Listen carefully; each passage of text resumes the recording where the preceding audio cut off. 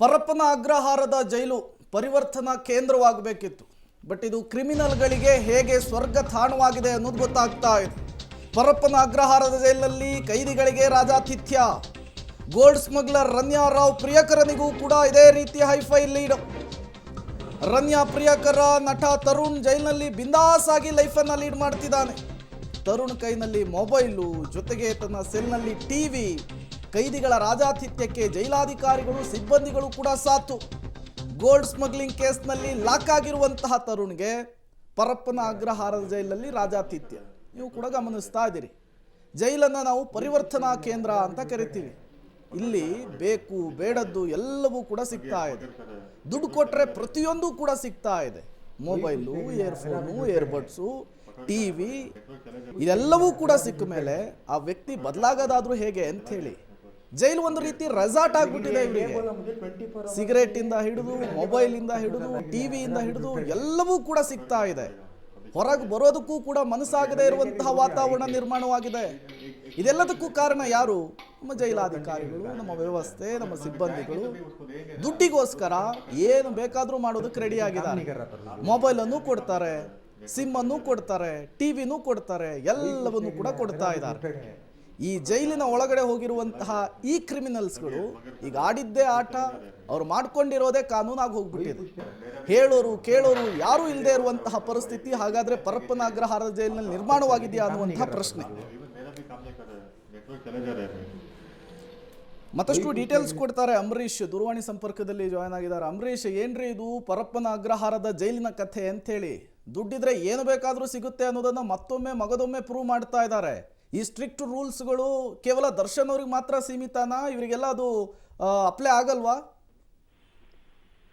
ಪ್ರೇಮ್, ಖಂಡಿತ ಪರಪ್ಪನಗರ ಜೈಲು ಅಂತಂದ್ರೆ ಐಷಾರಾಮಿ ಜೀವನಕ್ಕೆ ಒಂದು ಏನು ಮಾಡ್ತಂತ ಜಾಗ ಅಂತೇಳಿ ಪದೇ ಪದೇ ಪ್ರೂವ್ ಆಗ್ತಾ ಇದೆ. ಜೊತೆಗೆ ಏನಂತಂದ್ರೆ ಕಳೆದ ಬಾರಿ ಗುಬ್ಬಚ್ಚಿ ಸೀನಾ ಅವ್ರ ಗ್ಯಾಂಗ್ ಸಹ ಬರ್ಡೇನ ಅದ್ದೂರಿಯಾಗಿ ಆಚರಣೆ ಮಾಡ್ಕೊಂಡ್ರು. ಆಗ್ಲೂ ಸಹ ಜೈಲಿನ ಹಿರಿಯ ಅಧಿಕಾರಿಗಳು ಒಂದಷ್ಟು ಸಿಬ್ಬಂದಿ ಮೇಲೆ ಕ್ರಮ ಕೈಗೊಂಡಿದ್ದು ಹೊರತುಪಡಿಸಿದರೆ ಯಾವುದೇ ಕ್ರಮ ಆಗಿಲ್ಲ. ಅವರನ್ನ ಮಾತ್ರ ಬೇರೆ ಬೇರೆ ಜೈಲಿಗೆ ಶಿಫ್ಟ್ ಮಾಡಿದ್ರು. ಆದ್ರೆ ನೋಡಿ, ಮತ್ತೊಂದ್ ಕಡೆಗೆ ಉಮೇಶ್ ರೆಡ್ಡಿ ಅಂತ ಕಾಮುಕನಿಗೆ ಈ ರೀತಿಯಾದಂತಹ ಹೈಫೈ ಜೀವನ ಜೈಲಿನಲ್ಲಿ ಸಿಗ್ತಾ ಇದೆ ಅಂತಂದ್ರೆ ಅಲ್ಲಿ ದೃಶ್ಯಾವಳಿಗಳಲ್ಲಿ ನೋಡ್ಬೋದು, ಮೊಬೈಲ್ ಇರ್ಬೋದು, ಟಿವಿ ಇರ್ಬೋದು, ಅಲ್ಲಿ ಹಾಸಿಗೆಗಳು ಅಂದ್ರೆ ಹಾಸಿಗೆಗಳು ಮತ್ತು ದಿಮ್ ಸಹ ಇದೆ. ಅವ್ರಿಗೆ ಬೇಕಾದಂತಹ ಹೈಫೈಗೆ ಜೀವನ ಮಾಡೋದಕ್ಕೆ ಎಲ್ಲಾ ಸೌಲಭ್ಯಗಳು ಜೈಲು ಒಳಗಡೆ ಸಿಗ್ತಾ ಇದೆ. ಅಂದ್ರೆ ಅಧಿಕಾರಿಗಳ ಗಮನಕ್ಕೆ ಇದು ಬಂದೇ ಇಲ್ವಾ? ಅಥವಾ ಅಧಿಕಾರಿಗಳೇ ತೆಗೆದುಕೊಂಡ್ಬಂದು ಕೊಟ್ಟಿದ್ದಾರೆ ಇದ್ರ ಬಗ್ಗೆ ಯಾವುದು ಸಹ ಅಧಿಕಾರಿಗಳಿಗೆ ಗೊತ್ತೇ ಇಲ್ವಾ ಅನ್ನೋ ರೀತಿಯಲ್ಲಿ ಪ್ರಶ್ನೆ ಕಾಡ್ತಾ ಇರೋದು.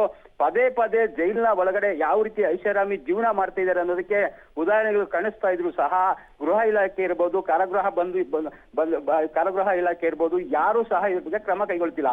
ಇನ್ನು ಇದ್ರ ಜೊತೆಗೆ ಸಾಕಷ್ಟು ಜೈಲಿನ ಒಳಗಡೆ ಅಕ್ರಮಗಳು ನಡೀತಾನೆ ಇದೆ. ಜೊತೆಗೆ ಈ ರೀತಿಯಾದಂತಹ ಸೌಲಭ್ಯಗಳು ಸಿಗ್ತಾ ಇದ್ರೆ ಅವ್ರು ಮಾಡಬಾರ್ದಂತಹ ಏನು ದೊಡ್ಡ ಕೆಲಸಗಳನ್ನ ಮಾಡ್ತಾರೆ. ಜೊತೆಗೆ ಆಚೆ ಕಡೆ ಬಂದು ಮತ್ತಷ್ಟು ಕ್ರೈಮ್ಗಳನ್ನ ಮಾಡಿ ಮತ್ತೆ ಜೈಲಿಗೆ ಹೋಗ್ತಾರೆ. ಅಲ್ಲಿ ಅವ್ರಿಗೆ ಏನ್ ಬೇಕಾದ್ರೂ ಸೌಲಭ್ಯಗಳನ್ನ ಈ ಅಧಿಕಾರಿಗಳು ಕೊಡ್ತಾ ಇದ್ದಾರೆ ಅಂತಂದ್ರೆ ತಪ್ಪಾಗ್ಲಾರ್ದು. ಜೊತೆಗೆ ಪ್ರಮುಖವಾಗಿ ರನ್ಯಾ ರಾವ್ ಗೋಲ್ಡ್ ಸ್ಮಗ್ಲಿಂಗ್ ಕೇಸಲ್ಲೂ ಸಹ ಈಗಾಗಲೇ ಜೈಲಿನಲ್ಲಿ ಇರುವಂತಹ ತರುಣ್ಗೂ ಸಹ ರಾಜ್ಯತೆ ಸಿಗ್ತದೆ. ಅಂದ್ರೆ ನೋಡಿ, ಒಂದ್ ಕಡೆಗೆ ಬೇಸಿಕ್ ಮೊಬೈಲ್ ತೆಗೆದುಕೊಂಡು ಹೋಗೋದಕ್ಕೂ ಸಹ ಜೈಲು ಒಳಗಡೆ ಆಗ್ತಾ ಇಲ್ಲ. ಆದ್ರೆ ಆಂಡ್ರಾಯ್ಡ್ ಮೊಬೈಲ್ಗಳು ಒಳಗಡೆ ಹೋಗ್ತವೆ. ಸಾಕಷ್ಟು ಅಲ್ಲಿಂದನೇ ಕೂತ್ಕೊಂಡು ಇವರು ವ್ಯವಹಾರ ಮಾಡ್ತಾರೆ, ಲಕ್ಷ ಲಕ್ಷ ಹಣವನ್ನ ಹಾಕ್ಸ್ಕೊಳ್ತಾರೆ. ಈ ರೀತಿಯಾದಂತಹ ದಂಧೆಯನ್ನ ಮಾಡ್ಕೊಂಡಿರುವಂತದ್ದು ಜೈಲ ಅಧಿಕಾರಿಗಳೇ ಇದಕ್ಕೆ ಸಂಪೂರ್ಣ ಸಾಥ್ ಕೊಡ್ತಾ ಇರುವಂತದ್ದು. ಆದ್ರೆ ಮತ್ತೊಂದ್ ಕಡೆಗೆ ಅಂತಂದ್ರೆ ಈಗಾಗಲೇ ಜೈಲಿನ ಸುತ್ತಮುತ್ತ ಯಾವುದೇ ಮನೆಗಳಲ್ಲಿ ಸಹ ನೆಟ್ವರ್ಕ್ ಸಿಗಲ್ಲ. ಪರಪ್ಪನಗರದ ಜೈಲು ಒಳಗಡೆ ಎಲ್ಲವೂ ನೆಟ್ವರ್ಕ್ ಸಮೇತ ಸಿಗ್ತಾ ಇದೆ ಅಂತಂದ್ರೆ ಇದಕ್ಕೆ ಸಂಪೂರ್ಣವಾಗಿ ಜೈಲ್ ಸೂಪರಿಂಟೆಂಡೆಂಟ್ ಆದಂತಹ ಸುರೇಶ್ ಅವರೇ ನೇರವಾಗಿ ಹೊಣೆ ಆಗ್ತಾರೆ. ಹಾಗಾಗಿ ಇದಕ್ಕೆ ಮುಂದೆ ಯಾವ ರೀತಿ ಹಿರಿಯ ಅಧಿಕಾರಿಗಳು ಇದಕ್ಕೆ ರೆಸ್ಪಾನ್ಸ್ ಮಾಡ್ತಾರೆ ಅನ್ನೋದು ಕಾದ್ ನೋಡ್ಬೇಕು. ಇಲ್ಲ ಈ ಪ್ರಕರಣದಲ್ಲೂ ಕಾಟಾಚಾರಕ್ಕೆ ಒಂದು ಇಬ್ಬರು ಸಿಬ್ಬಂದಿಯನ್ನ ಅಮಾನತ್ ಮಾಡಿ ಒಂದಷ್ಟು ಜನರು ಇಳಿದ ಸ್ಥಳಾಂತರ ಮಾಡ್ಬಿಟ್ರೆ ಕೆಲಸ ಮುಗೀತು. ಮತ್ತೆ ಅದೇ ಚಾಳಿಯನ್ನ ಮುಂದುವರಿಸ್ತಾರ ಕಾದ್ ನೋಡ್ಬೇಕು. Prem, okay, thank you Ambareesh ತಮ್ಮೆಲ್ಲ ಮಾಹಿತಿಗಾಗಿ. ನ್ಯಾಯ ಹಾಗೂ ಶಿಕ್ಷೆ ಸಿಗಬೇಕಾದ ಸ್ಥಳಗಳು ಹಿಂಗೆ ರೆಸಾರ್ಟ್ ಆಗಿ ಬದಲಾಗುತ್ತೆ ಅಂದರೆ ಸಮಾಜದ ಉಳಿದವರು ಇದನ್ನು ನೋಡ್ತಿರ್ತಾರಲ್ಲ, ಅವ್ರಿಗೇನು ಅನ್ಸುತ್ತೆ? ಒಂದು ಕ್ರೈಮ್ ಮಾಡೋಣ, ಏನಾಗ್ಬಿಡುತ್ತೆ, ದುಡ್ಡು ಗಿಡ್ಡೆಲ್ಲ ಮಾಡ್ಕೊಳ್ಳೋಣ, ಜೈಲಿಗೆ ಹೋಗೋಣ, ಅಲ್ಲೆಲ್ಲ ಫೆಸಿಲಿಟಿ ಸಿಗುತ್ತೆ, ಒಂದಷ್ಟು ವರ್ಷ ಶಿಕ್ಷೆ ಥರ ಅನುಭವಿಸಂಗೆ ನಾಟಕ ಮಾಡೋಣ, ಆಚೆ ಬರೋಣ, ಸೆಟ್ಲು ಅನ್ನೋ ಭಾವನೆ ಬರುತ್ತೆ. ಇದೇನಾ ಸಂದೇಶ ಗೃಹ ಇಲಾಖೆ ಕೊಡೋದಕ್ಕೆ ಹೊರಟಿರೋದು, ಸರ್ಕಾರ ಕೊಡೋದಕ್ಕೆ ಹೊರಟಿರೋದು? ಅಧಿಕಾರಿಗಳಿಗೆ ಲಕ್ವಾ ಹೊಡೆದಿದೆಯಾ ಅಲ್ಲಿ? ಕೈಕಾಲುಗಳು ಬಿದ್ದೋಗಿದ್ಯಾ ಅಥವಾ ದುಡ್ಡಿನ ಅಮಲು ಅಧಿಕಾರಿಗಳನ್ನ ಲಕ್ವಾ ಹೊಡೆದಿರೋ ರೀತಿ ಮಾಡ್ತಿದ್ಯಾ? ಹಿಂಗೆಲ್ಲ ನೀವು ಶಿಕ್ಷೆ ಕೊಡ್ಬೇಕಂದ್ರೆ ನಿಮ್ಮ ಮನೇಲೆ ತಂದು ಇಟ್ಕೊಳ್ಳಿ. ಇದೇ ಉಮೇಶ್ ರೆಡ್ಡಿ ನಿಮ್ಮ ಮನೇಲಿ ಹಿಂಗೆ ಸಾಕ್ತೀರಾ? ಸಾಕಕ್ ಧೈರ್ಯ ಇದೆಯಾ ನಿಮ್ಗೆ? ನಿಮ್ಮನೆ ಹೆಣ್ಮಕ್ಳು ಸೇಫ್ ಅಲ್ಲ ಅನ್ನೋ ವಿಚಾರ ನಿಮಗೆ ಬರುತ್ತೆ. ಹಿಂಗೆ ಈ ವ್ಯಕ್ತಿಗೆ ಬೇಕಾಗಿದ್ದ ಫೆಸಿಲಿಟಿ, ಬೇಕಾದವ್ರ ಜೊತೆ ಮಾತುಕತೆಗಳನ್ನ ಮಾಡೋದಕ್ಕೆ ಬಿಟ್ರೆ ಸಮಾಜದಲ್ಲಿರುವಂತಹ ಉಳಿದ ಹೆಣ್ಮಕ್ಳ ಭದ್ರತೆ ಏನು? ಮಾತೆತ್ತಿದ್ರೆ ಹೇಳೋದು ನಾವು ಫುಲ್ ಸ್ಟ್ರಿಕ್ಟ್ ಮಾಡ್ಬಿಟ್ಟಿದೀವಿ, ದರ್ಶನ್ಗೆ ಬಿಟ್ಟಿಲ್ಲ, ಇನ್ನು ಬೇರೆಯವ್ರಿಗೆ ಬಿಡ್ತೀರಾ ಅಂತ.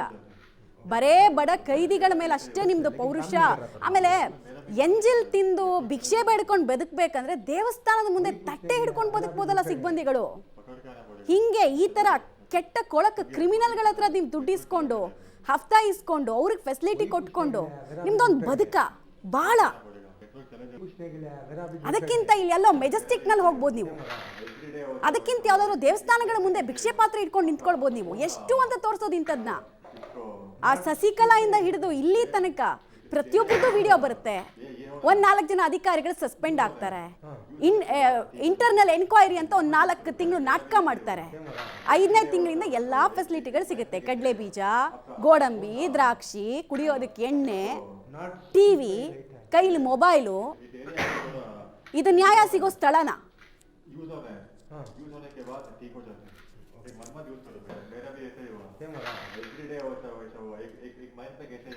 ಈ ವಿಚಾರವಾಗಿ ನಮ್ಮ ಜೊತೆಗೆ ಮಾತಾಡೋದಕ್ಕೆ ನಿವೃತ್ತ ಪೊಲೀಸ್ ಅಧಿಕಾರಿಗಳಾಗಿರುವಂತಹ ಎಸ್ ಕೆ ಉಮೇಶ್ ಸರ್ ಇದ್ದಾರೆ. ಎಸ್ ಕೆ ಉಮೇಶ್ ಸರ್ ನಮಸ್ಕಾರ. ಈಗಷ್ಟೇ ನಮ್ಮ ಪಬ್ಲಿಕ್ ಟಿವಿಯಲ್ಲಿ ಒಂದು ಎಕ್ಸ್ಕ್ಲೂಸಿವ್ ಡೀಟೇಲ್ಸ್ ಅನ್ನು ಕೊಡ್ತಾ ಇದ್ವಿ. ಈ ಕನ್ವಿಕ್ಟ್ ಆಗಿರುವಂತಹ ಉಮೇಶ್ ರೆಡ್ಡಿ, ಆಮೇಲೆ ರನ್ಯಾರಾವ್ ಕೇಸ್ನಲ್ಲಿದ್ದಂತಹ ಆ ತರುಣ್, ಎಲ್ಲರ ಕೈಲಿ ಮೊಬೈಲು ಮತ್ತೆ ಅವರ ರೂಮ್ಗಳಲ್ಲಿ ಟಿವಿ, ಬಿಂದಾಸಾಗಿ ಜೀವನ ಮಾಡ್ತಿದ್ದಾರೆ ಸರ್. ಇದಕ್ಕೆ ಇವ್ರನ್ನ ಯಾಕೆ ಪರಪ್ಪನಗ್ರಹಾರದಲ್ಲಿ ಇಡಬೇಕು? ಯಾವುದಾದ್ರೂ ರೆಸಾರ್ಟಿಗೆ ತಗೊಂಡೋಗಿಟ್ರೆ ಆಗತ್ತಲ್ವಾ? ಹೌದು. ಈಗ ಇತ್ತೀಚಿನ ದಿನಗಳಲ್ಲಿ ನನ್ನ ಲೆಕ್ಕದಲ್ಲಿ ಯಾಕೋ ಬುದ್ಧಿ ಕಲ್ತ್ಕೊಳ್ಳುವಂಗೆ ಕಾಣಿಸ್ತಾ ಇಲ್ಲ. ಸಾಮಾನ್ಯವಾಗಿ ಏನಾಗುತ್ತೆ, ಈ ತರ ಆರೋಪಿತರುಗಳು ಒಳಗಡೆ ಜೈಲಲ್ಲಿ ಇದ್ದಾಗ ಸಜಾದಂತ ಆಸಾಮಿ ಅವನು ನೇಣುಗಂಬಕ್ಕೆ ಏರ್ಸ್ಬೇಕು ಅನ್ನುವಂತ ಮಟ್ಟ ಇದ್ದಂತವನು ಅಂತವ್ರಾಗೆಲ್ಲ ಇದಿರುವಂತವ್ರನ್ನ ಇಷ್ಟೆಲ್ಲ ಅನಾಹುತ ಮಾಡಿದ್ದಾನೆ, ಅವ್ನು ಹಿಡೀಕೆ ಎಷ್ಟು ಕಷ್ಟ ಆಯ್ತು, ಅವ್ನು ಮಾಡಿದಂತ ಕೃತ್ಯಗಳೇನು, ಅವ್ರಗಳಿಗೆಲ್ಲ ಹಿಂಗೆ ಆರಾಮಾಗಿ ಬಿಟ್ಬಿಟ್ಟು ಈ ತರ ಎಲ್ಲ ಮಾಡಿದ್ರೆ ಆ ಸಜಾ ಕೈದಿಗಳೇನಾಗ್ತಾರೆ ಅಂತಂದ್ರೆ ಬೇರೆ ಟ್ರೇಲ್ ಕೈದಿಗಳಿರ್ತಾರಲ್ಲ ಅವ್ರನ್ನ ಮೇಂಟೈನ್ ಮಾಡ್ತಾರೆ. ಅವ್ರು ಒಂಥರ ಬಸ್ ಸ್ಟಾರ್ಟ್ ಮಾಡ್ತಾರೆ ಆ ಸಜಾ ಕೈದಿಗಳು. ಈ ಸಜಾ ಕೈದಿಗಳಿಗೆ ಈ ತರದ್ದೆಲ್ಲ ಒಂದು ಕೈಗೆ ಸಿಗಾಕಬಿಟ್ರೆ ಅವ್ರ ಏನ್ ಮಾಡ್ತಾರೆ, ಮಾಸ್ಟರ್ಸ್ ತರ ಈ ಆರೋಪಿತರು ಬೇರೆಯವ್ರು ಯಾರು ಇರ್ತಾರಲ್ಲ ಅಂಡರ್ ಟ್ರೇಲ್ ಬಿಸ್ನೆಸ್ ಅವ್ರಿಗೆಲ್ಲ ಹೋಗಿ ಮಾತಾಡ್ಸೋದು, ಒಂದ್ ಫೋನ್ ಇಟ್ಕೊಬಿಟ್ಟು ಅದೇ ಒಂದು ಬಿಸ್ನೆಸ್ ಮಾಡ್ತಾರೆ. ಯಾರಿಗ್ ಮಾತಾಡ್ಬೇಕು ದುಡ್ಡು ಕೊಡು, ಯಾರಿಗ್ ಮಾತಾಡ್ಬೇಕು ದುಡ್ಡು ಕೊಡು ಅಂತ ಹೇಳಿ ಅಂತ. ನಾವು ಹಲವಾರು ಸಾರಿ ಹೋದಾಗ ರೇಡ್ ಮಾಡಿದಾಗ್ಲೂ ಸಹ ಈ ತರ ಫೋನ್ಗಳು ಇಟ್ಕೊಂಡು ಮಾತಾಡ್ಸಿ ವಾಪಸ್ ಇಟ್ಕೊಬರುದು, ಕಾಸು ಇಟ್ಕೊಳ್ಳೋದು, ಮೇಂಟೈನ್ ಮಾತ್ರ ಇವರೇ ಮೊಬೈಲ್ ಮಾಡುವಂತದ್ದು, ಇಟ್ಕೊಳ್ಳುವಂತದ್ದು. ಈ ತರದ್ದು ಒಂದು ಅಲ್ಲಿ ಓಡಾಡು ಎಕ್ಸ್ಚೇಂಜ್ ಇದ್ದಂಗೆ ಮಾಡ್ಕೊಂಡಿದ್ರು ಅವಾಗ. ಇದು ಯಾಕೆ ಸರಿ ಹೋಗಕ್ ಆಗ್ತಿಲ್ಲ ಸರ್? ಇದು ಈ ವರ್ಷ ಅಲ್ಲ, ಈ ತಿಂಗಳಲ್ಲ, ಇದೊಂದು ಲಾಸ್ಟ್ ಒಂದು 16 ವರ್ಷಗಳಿಂದ ನಾವು ನೋಡ್ತಾ ಇದೀವಿ. ಯಾಕೆ ಸರಿ ಹೋಗ್ತಿಲ್ಲ ಅನ್ನೋದು ನನ್ನ ಪ್ರಶ್ನೆ. ನನ್ನ ಲೆಕ್ಕದಲ್ಲಿ ಅಡ್ಮಿನಿಸ್ಟ್ರೇಷನ್ ಏನಿದಾರಲ್ಲ, ಯಾರು ಜೈಲ್ ಸೂಪರಿಂಟೆಂಟು ಮತ್ತೆ ಡೆಪ್ಟಿ ಸೂಪರಿಂಟೆಂಟ್ಗಳು ಮತ್ತೆ ವಾರ್ಡನ್ಗಳ ಮಧ್ಯೆ ನನ್ನ ಲೆಕ್ಕದಲ್ಲಿ ಸರಿಯಾದಂತ ರೀತಿಯಲ್ಲಿ ಕರಾರುವಾದಂತ ಕೆಲಸ ಆಗ್ಬೇಕು.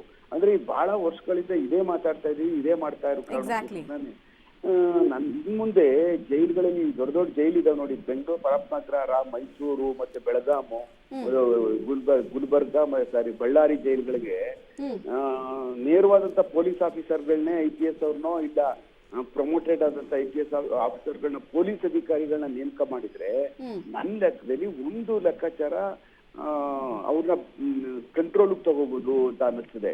ಮತ್ತೆ ಇಲ್ಲ ಅಂದ್ರೆ ಇವ್ರಿಗೆ ನಾವು ನಮ್ಗೋರ್ಗು ಯಾವುದೇ ತರವಾದಂತ ಕಾಂಟ್ಯಾಕ್ಟ್ ಇರುವುದಿಲ್ಲ, ನಾವ್ ಯಾಕೂ ಮಾತಾಡುವುದೇ ಇಲ್ಲ. ಅವ್ರದೇ ಆದಂತದ್ದೊಂದು ಅಲ್ಲಿ ಒಳಗಡೆ ಕಿಲ್ಡಪ್ ಇರುತ್ತೆ ಸೂಪರಿಂಟೆಂಡೆಂಟ್ಗಳವ್ರದ್ದು ಅವ್ರದ್ದು.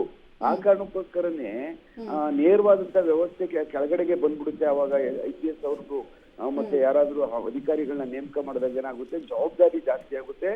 ಮತ್ತೆ ಪೊಲೀಸರುಗಳದ್ದು ಹೊರಗಡೆ ಇರ್ತಕ್ಕಂಥ ಆರ್ಗನೈಸೇಷನ್ ಸಪೋರ್ಟ್ಗಳು ಇವ್ರಿಗೂ ಸಹ ತುಂಬಾ ಸಿಗುವಂತದ್ದಾದಾಗ ಏನಾಗುತ್ತೆ, ಎಲ್ಲೋ ಒಂದ್ ಲೆಕ್ಕದಲ್ಲಿ ಇವ್ರನ್ನ ಈ ತರದಲ್ಲಿ ಕಂಟ್ರೋಲ್ ಮಾಡ್ಬೋದು, ಕಂಟ್ರೋಲ್ ತಗೋಬಹುದು ಅಂತ ಅನಿಸ್ತದೆ. ನನ್ನ ಲೆಕ್ಕದಲ್ಲಿ ಆ ಬದಲಾವಣೆ ಸ್ವರೂಪ ತಗೋಬೇಕು ಈ ಸಮಯದಲ್ಲಿ ಅಂತ ಅರ್ಥ ಅನಿಸ್ತದೆ madam. Right sir, thank you. Public TV ಜೊತೆಗೆ ಮಾತಾಡಿದಕ್ಕೆ ಇದು ಎಸ್ ಕೆ ಉಮೇಶ್ ಅವರ ಅಭಿಪ್ರಾಯ ಆಗಿತ್ತು. ನೋಡಿ, ಜೈಲಿನ ವ್ಯವಸ್ಥೆ ಅನ್ನೋದು ಕ್ಯಾನ್ಸರ್ನಿಂದ ಬಳಲ್ತಾ ಇರೋ ವ್ಯವಸ್ಥೆ ಆಗಿದೆ. ಕೂಡಲೇ ಶಸ್ತ್ರಚಿಕಿತ್ಸೆ ಮಾಡಬೇಕು. ಕೀಮೋಥೆರಪಿನ ಅದು ಹೆಂಗೆ ಸರ್ಕಾರ ಮಾಡುತ್ತಂತ ನಮಗೆ ಗೊತ್ತಿಲ್ಲ, ಬಟ್ ಮಾಡಬೇಕು. ಇಲ್ಲ ಅಂದರೆ ಇದು ನಾಳೆ ಇನ್ನೊಬ್ಬ ಕೈದಿ ಬಗ್ಗೆ ನಾವು ಇಂಥದ್ದೇ ವರದಿಯನ್ನು ಕೊಡ್ತೀವಿ ಅಷ್ಟೇ, ಚೇಂಜಸ್ ಆಗಲ್ಲ.